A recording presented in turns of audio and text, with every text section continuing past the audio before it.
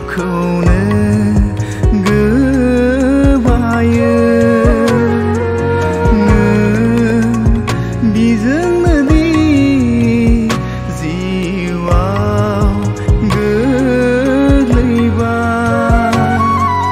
समा बारलाङोब्ला नोंनिफ्राय राहा गैया जागोन फिननो थैनाया नोंखौ गोबायोब्ला बिखा सुवै सुवै गाबनांगोन नों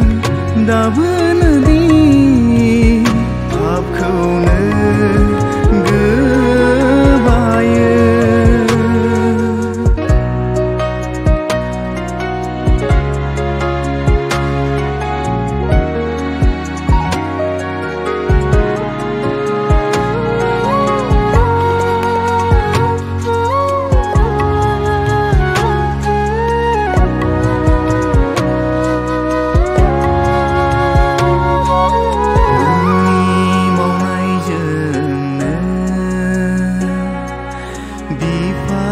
इसोरखौ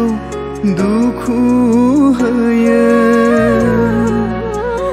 बोहैनाय थैनि बेसेन नोङो दि होआखिसै गोरोबबाय संसारजों आन्दो जाबाय इसोरनि गोरोबबाय संसारजों आन्दो जाबाय इसोरनि